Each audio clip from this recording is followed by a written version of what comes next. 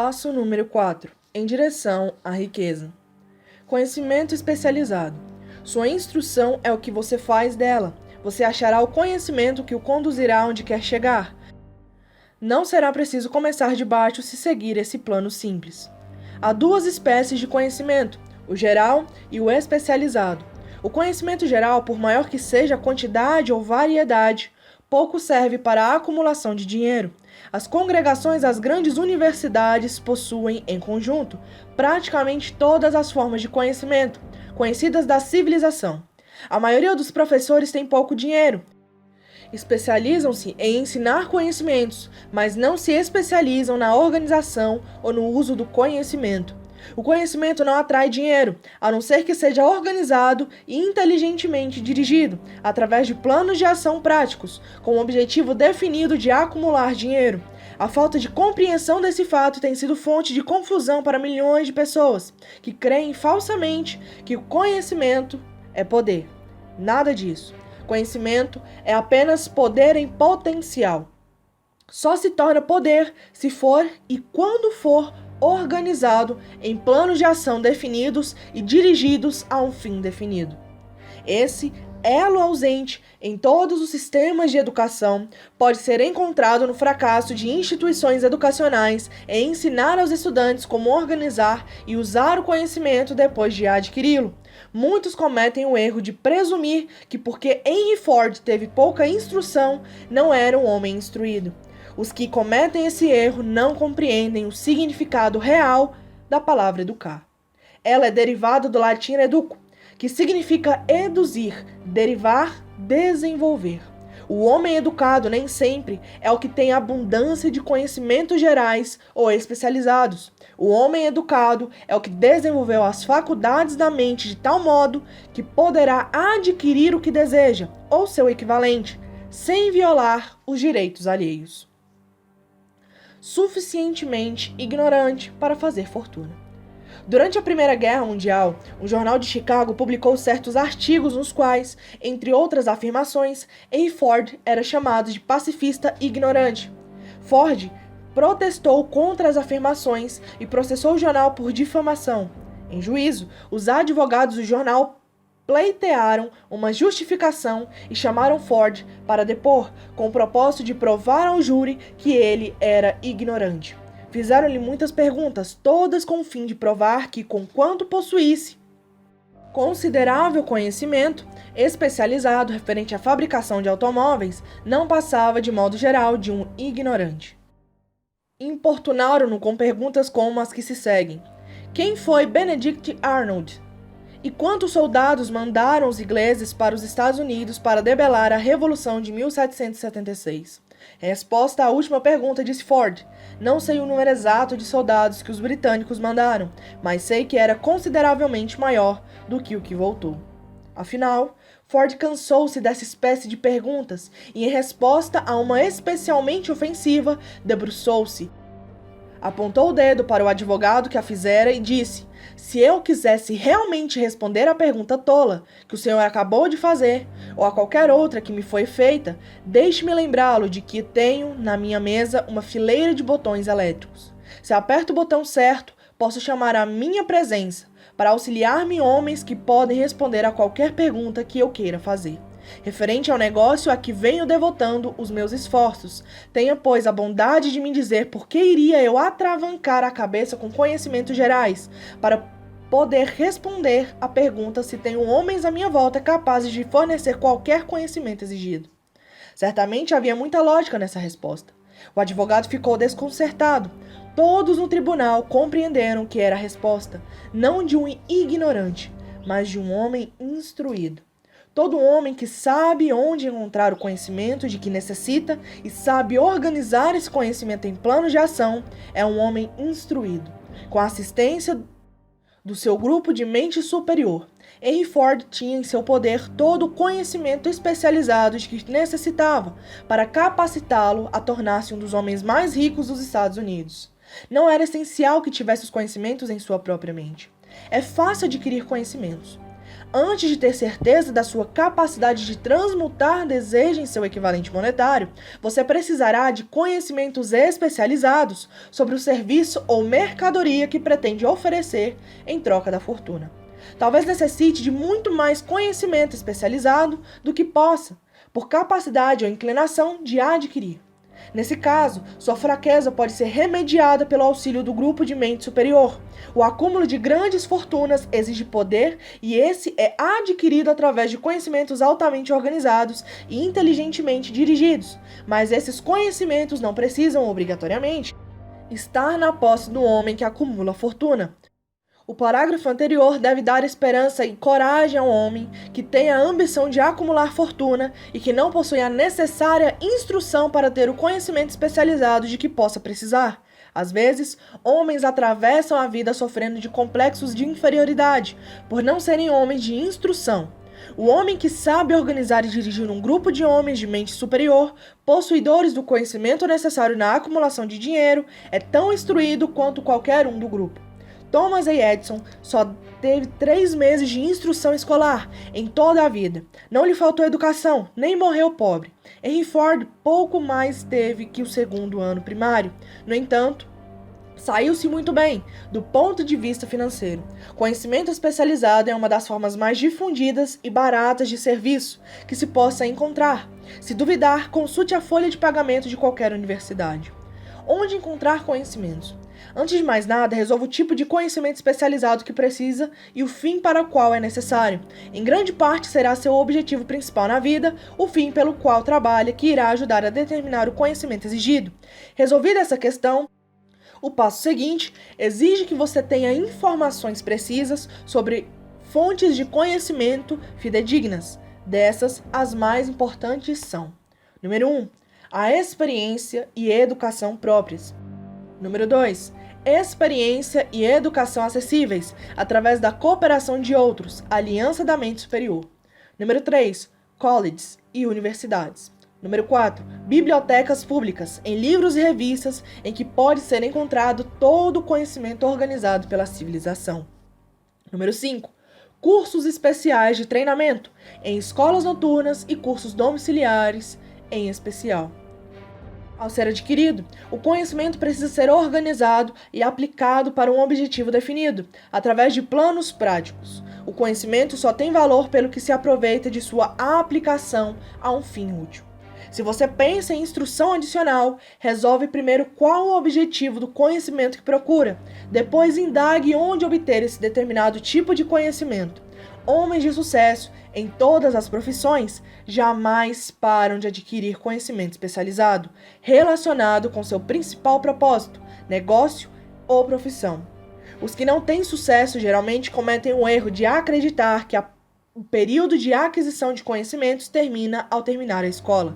A verdade é que a instrução escolar pouco mais faz que encaminhar a pessoa no sentido de aprender a adquirir conhecimento prático. A ordem do dia é a especialização. Essa verdade foi salientada por Robert P. Moore, ex-diretor de colocações da Universidade de Colômbia, numa notícia de jornal.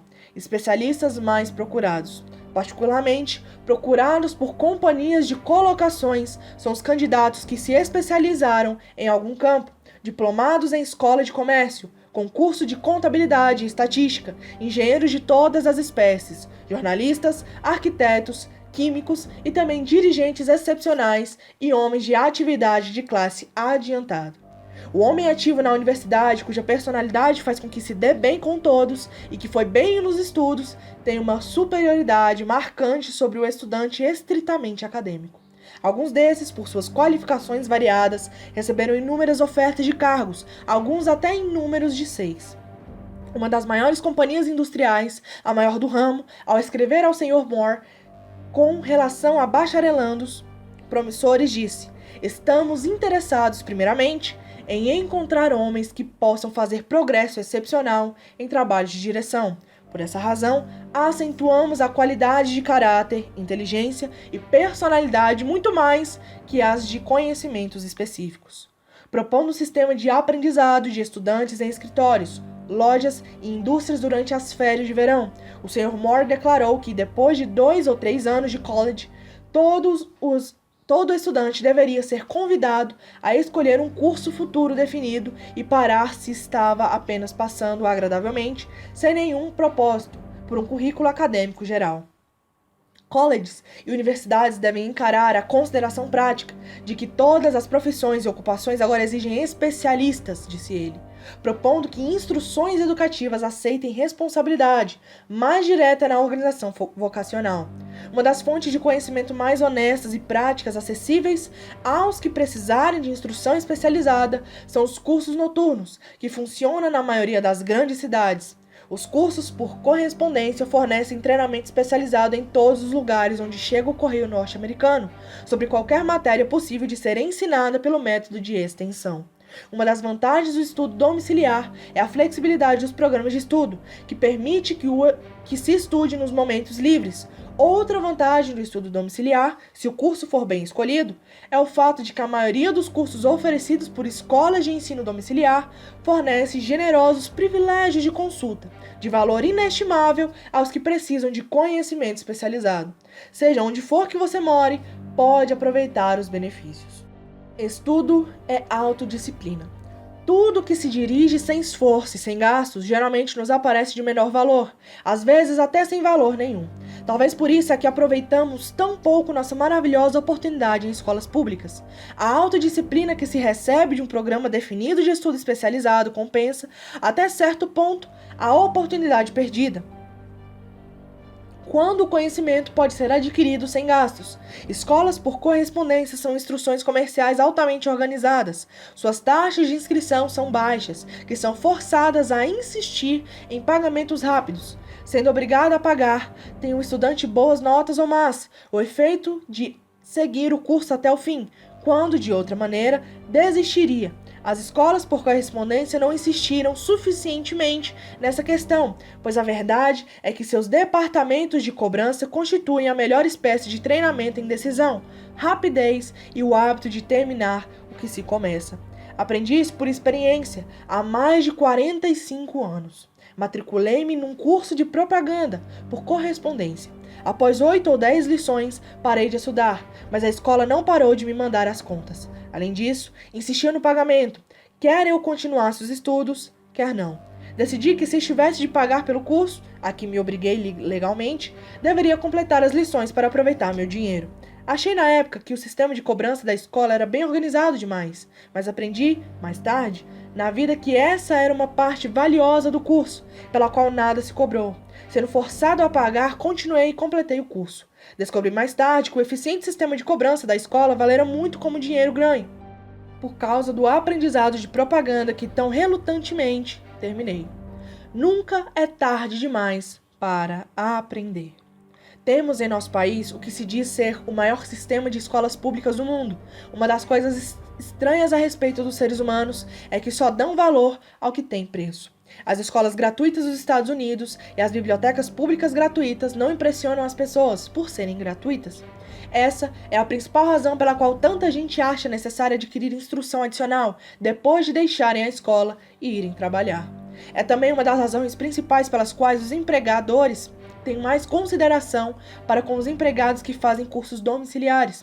Aprenderam por experiência própria que qualquer pessoa que tiver ambição bastante para desistir de parte de seu tempo livre para estudar em casa tem em si as qualidades que fazem um líder. Existe uma fraqueza nas pessoas para a qual não há remédio. É a fraqueza universal da falta de ambição. As pessoas, principalmente as assalariadas, que reservam tempo livre para estudo domiciliar, raramente ficam por baixo. Durante muito tempo, sua ação abre caminho para a ascensão social, remove muitos obstáculos do caminho e conquista o interesse amigo dos que têm o poder de encaminhá-los para a oportunidade. O método do estudo domiciliar de instrução adapta-se de modo especial às necessidades dos empregados que acham, depois de deixar a escola, que precisam adquirir conhecimento especializado adicional, mas não dispõem de tempo livre para voltar à escola. Stuart Austin Weir preparou-se para ser engenheiro construtor, seguindo essa carreira até a depressão limitar o mercado a ponto de não lhe proporcionar a renda necessária. Fez um inventário de si mesmo, resolveu mudar a profissão para a de advogado. Voltou à escola e fez cursos especiais, preparando-se para advogado de partido. Completado o curso, passou nos exames e logo se impôs na profissão. Para dar informação completa e antecipar os álibis dos que dirão, eu não poderia ir à escola porque tenho família para sustentar, ou estou velho demais, acrescentarei que Weir passava dos 40 anos e se casou ao voltar à escola. Além disso, escolhendo com cuidado cursos altamente especializados em escolas bem aparelhadas, para ministrar as matérias que lhe interessavam, completou em 2 anos o trabalho que exige aos demais estudantes de direito 4 anos. Compensa saber como comprar conhecimentos. Contabilidade sobre rodas. Examinemos um exemplo específico.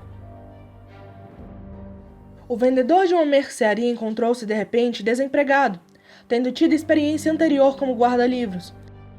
Fez um curso especial de contabilidade, familiarizando-se com os mais modernos equipamentos contabilísticos e de escritório e começou a trabalhar por conta própria.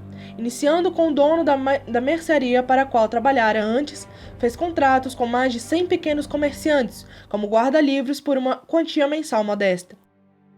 Sua ideia era tão prática que logo se tornou necessário organizar um escritório portátil, num caminhão de entregas leves, que equipou com as mais modernas máquinas de contabilidade. Agora ele tem uma frota desses escritórios de contabilidade sobre rodas e emprega grande corpo de assistentes, fornecendo aos pequenos comerciantes o melhor serviço de contabilidade que se pode obter por baixo custo. Conhecimento especializado mais imaginação foram os ingredientes usados nesse negócio sem par e de muito sucesso. O ano passado, o dono do negócio pagou um imposto de renda 10 vezes superior ao do comerciante para o qual trabalhara, ao perder o emprego. O começo desta empresa comercial de êxito foi uma ideia. Como eu tive o privilégio de fornecer a ideia ao vendedor desempregado, assumo agora o privilégio de sugerir outra, que traz em si a possibilidade de uma renda ainda maior. Essa ideia foi dada pelo vendedor que desistiu de vender e organizou uma firma de contabilidade, numa base atacadista. Quando se sugeriu o plano como solução ao problema de desemprego, ele exclamou rapidamente: "Gosto da ideia, mas não sei como transformá-la em dinheiro." Em outras palavras, queixou-se de que não saberia como aproveitar comercialmente seus conhecimentos de contabilidade depois que os adquirisse. Isso trouxe à baila outro problema a resolver, com o auxílio de uma jovem datilógrafa que sabia redigir uma história. Preparou-se um folheto muito atraente, descrevendo as vantagens do novo sistema de contabilidade. As páginas foram bem datilografadas e colocadas no livro de recortes comum, usado como vendedor silencioso, com o qual a história de novo negócio era tão eficientemente contada que o dono logo se viu às voltas com mais pedidos do que podia vencer. O projeto que criou um emprego. Em nosso país, há milhares de pessoas que precisam dos serviços de um especialista em mercados capaz de preparar um livrinho atraente para usar a oferta de serviços pessoais. A ideia aqui descrita nasceu da necessidade para sanar uma emergência que tinha de ser vencida, mas não parou ao servir uma pessoa só. A moça que criou a ideia tinha imaginação fértil. Vislumbrou a criação de nova profissão capaz de servir a milhares de pessoas que precisam de orientação prática a oferecer serviços pessoais. Estimulada pelo sucesso instantâneo do seu primeiro plano preparado para oferecer serviços pessoais, essa mulher enérgica voltou-se em seguida para a solução de problema semelhante para o filho, que acabara de terminar os estudos, mas que era totalmente incapaz de arranjar mercados para seus serviços. O plano que arquitetou para ele era o melhor tipo de oferta de serviços pessoais que jamais vi. Quando terminou o livreto, esse continha quase 50 páginas muito bem datilografadas e informações bem organizadas, contando das habilidades naturais do filho, sua instrução, experiências pessoais e grande variedade de outros dados, extensos demais para uma descrição. O folheto continha também completa descrição da posição que o filho desejava, juntamente com um belíssimo quadro de palavras sobre o plano exato que ele usaria ao obter o cargo. O preparo do livrinho exigiu várias semanas de trabalho, durante as quais sua criadora mandava o filho da biblioteca pública, quase diariamente, para procurar dados necessários à oferta de serviços mais vantajosa. Mandou também a todos os competidores de seu empregador em perspectiva, deles obtendo informações vitais referentes aos métodos comerciais, o que era de grande valor na formação do plano que pretendia usar se obtivesse o cargo desejado. Completado o plano, esse continha meia dúzia de ótimas sugestões para o uso e benefício do empregador em perspectiva. Economizou 10 anos de começo. Dá vontade de perguntar, por que ter todo esse trabalho para garantir o emprego? A resposta é, fazer bem uma coisa nunca é trabalho. O plano que essa mulher preparou em benefício do filho ajudou a conseguir o emprego que procurava na primeira entrevista e por um salário por ele mesmo estipulado. Além disso, e isso também é importante, o cargo não exigia que o rapaz começasse de baixo. Começou numa gerência média, com salário de dirigente de empresa. Por que ter todo esse trabalho? Bem, em primeiro lugar, a apresentação planejada da repetição desse jovem cortou nada menos que 10 anos do tempo que teria levado para chegar de onde começara, se tivesse começado de baixo e trabalhado para se elevar. Essa ideia de começar de baixo e seguir seu trabalho pode parecer sólida, mas a principal objeção a ela é a seguinte: gente demais que começa de baixo nunca consegue alçar a cabeça bastante alto para ser vista pela oportunidade, de modo que fica no fundo mesmo. Deve-se lembrar também que a visão de que se tem no fundo não é muito alegre ou animadora. Tende a matar a ambição, chamamo-la de entrar no mecanismo. O que significa que aceitamos nosso destino porque formamos o hábito da rotina diária. Hábito esse que finalmente se torna tão forte que cessamos a tentativa de exterminá-lo. Essa é outra razão porque compensa começar a 1 ou 2 passos acima do fundo, fazendo-o formar-se o hábito de olhar à volta, de observar outros que sobem, de perceber as oportunidades e abraçá-las sem hesitação. O mundo ama os vencedores. Dan Halfing é um esplêndido exemplo do que quero dizer. Em seus dias de estudante de college, era dirigente do famoso time de futebol de Notre Dame. No campeonato de 1930, quando era diretor, o falecido Knut Rockne. Halfing terminara os estudos numa época bastante desfavorável, quando a depressão diminuíra muito os empregos. Após uma tentativa em investimentos bancários e fitas de cinema, agarrou a primeira oportunidade para o futuro potencial que conseguiu encontrar, como vendedor de aparelhos elétricos de surdez, na base de comissões. Qualquer um podia começar nessa espécie de emprego, e Ralph sabia, mas para ele era o suficiente para abrir as portas da oportunidade. Durante quase 2 anos, continuou no emprego que não era do seu agrado, e nunca teria sobrepujado o cargo se não tivesse tomado certas providências. Primeiro, procurou obter o cargo de assistente do gerente de vendas da companhia e conseguiu. Esse passo para cima levou bem acima da multidão, possibilitando-lhe ver a oportunidade ainda maior. Além disso, colocou onde a oportunidade podia vê-lo. Conseguiu um índice de vendas tão bom com os aparelhos de surdez que o diretor da companhia, Dictograph Products, competidor da companhia para a qual Halpin trabalhava, queria saber algo sobre o tal de Dan Halpin, que tirava grandes vendas da companhia Dictograph. Mandou chamá-lo. Quando a entrevista terminou, Halpin era o novo gerente de vendas encarregado da divisão acústica, depois, para pôr à prova o valor de Halpin. Andrews foi embora para a Flórida por 3 meses, deixando-o para afundar ou nadar no novo emprego. Não afundou. O espírito de Knut Rockne, achando que todo mundo amava os vencedores e não tem tempo para os vencidos, inspirou a dar tanto ao emprego que foi eleito vice-presidente da companhia, cargo que muitos se orgulhariam de alcançar em 10 anos de esforço leal. Halpin conseguiu o lugar em pouco menos de 6 meses. Um dos pontos principais que estou tentando salientar através de toda essa filosofia é que galgamos altas ou permanecemos no fundo por causa de condições que podemos controlar, se quisermos controlá-las. Não se demore no fundo. Estou também tentando salientar outro ponto, isto é, que tanto o sucesso como o fracasso são em grande escala resultados do hábito.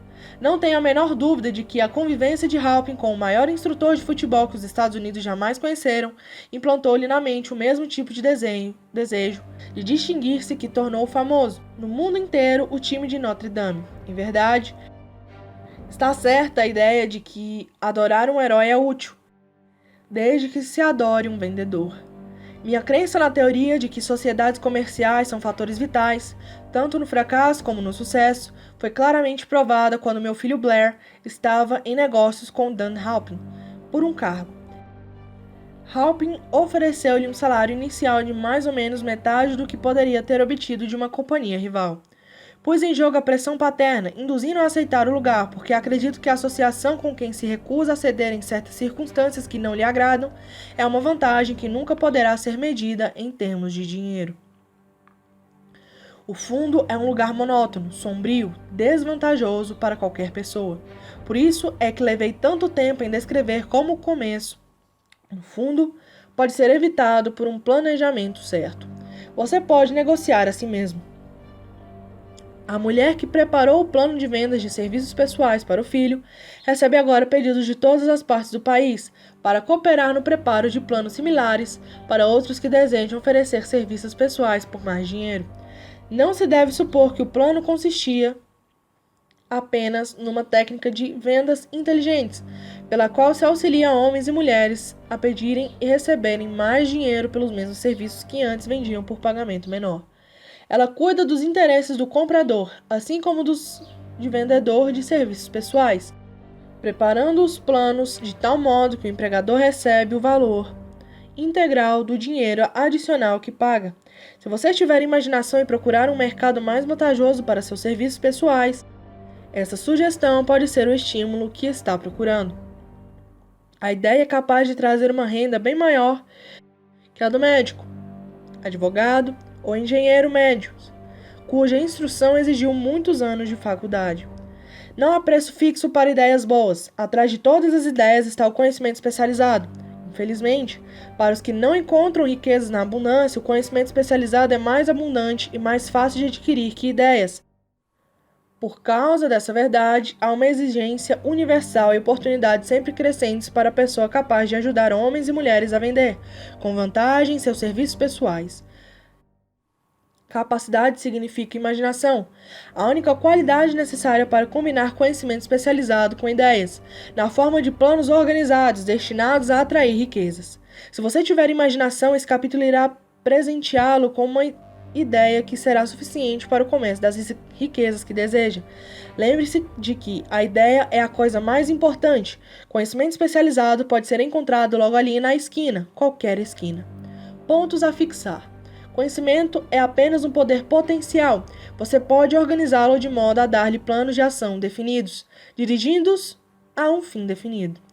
Abra a mente à instrução que vem da experiência e do contato com outras mentes. Henry Ford foi suficientemente ignorante para fazer fortuna.